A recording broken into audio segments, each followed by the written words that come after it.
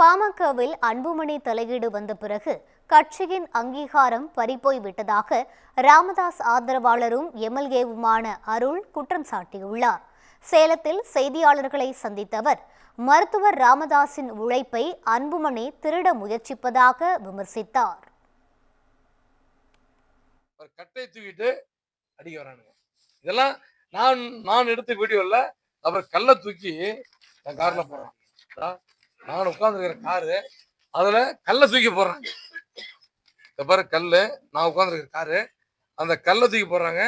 இன்னொரு பையன் மணிகண்டன், ஒரு பையன் கூட வந்த பையன் நம்ம மாநில மகளிரினுடைய துறை செயலாளர் தங்கத்தினுடைய மருமகன். அவன் வந்து தடுக்கிறான், ஆனா முடியல.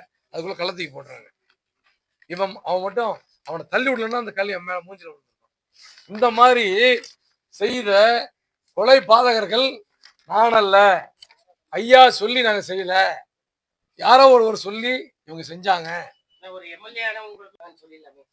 பதுக்கி வச்சிருக்கு, பனையூர்ல தான் பதுக்கி வச்சிருக்காங்க. அது யார் வச்சிருக்காங்கன்னு உங்களுக்கு எல்லாத்துக்குமே தெரியும்.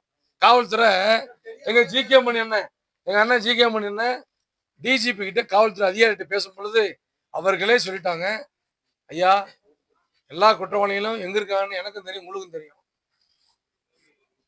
முக்கியமான ஒருத்தருடைய பாதுகாப்புல பதுக்கி வச்சிருக்காங்க. நாங்க அங்க வீட்டுக்கு போக முடியாது. குற்றவாளிகள் நான் வந்து காவல்துறை குற்றம் சாட்டல. காவல்துறை மேல யாருமே காவல்துறை மற்ற குற்றமா சாட்டல. நான் கேட்பது, நான் வேண்டுவது, உண்மையான குற்றவாளிகள் யாருங்கிறது வீடியோவை நீங்க எடுத்துருக்கிறீங்க, காவல்துறை எடுத்துருக்குது. என்னை கத்தி எடுத்துட்டு வெட்ட வர்றாங்க, இரும்பு தடி எடுத்து இரும்பு ராடை வச்சு அடிக்கிறாங்க, கல்லைய போட்டு என் கார்ல விட்டு நொணுக்குறாங்க. 14-15 லட்சம் ரூபா என்னோடு வந்த வாகனங்களுக்கு பாதிப்பு. அப்படியாப்பட்ட குற்றவாளிகளை இதுவரையில முக்கிய குற்றவாளிகள் 10 பேரை கைது. இதனிடையே தனக்கு ஓராண்டுக்கு துப்பாக்கி ஏந்திய போலீஸ் பாதுகாப்பு வழங்க கோரி சென்னை உயர்நீதிமன்றத்தில் அருள் தாக்கல் செய்திருந்த மனு நீதிபதி ஏடி ஜெகதீஷ் சந்திரா முன்பு விசாரணைக்கு வந்தது. அப்போது காவல்துறை சார்பில் ஆஜரான கூடுதல் குற்றவியல் வழக்கறிஞர் KMT முகிலன், தந்தை மகன் இடையேயான பிரச்சினை காரணமாக இந்த மோதல் சம்பவம் நிகழ்ந்ததாக கூறினார். இந்த சம்பவத்தை அடுத்து எம்எல்ஏ அருளுக்கு துப்பாக்கி ஏந்திய 2 போலீசார் பாதுகாப்புக்கு அமர்த்தப்பட்டுள்ளதாக அவர் கூறினார்.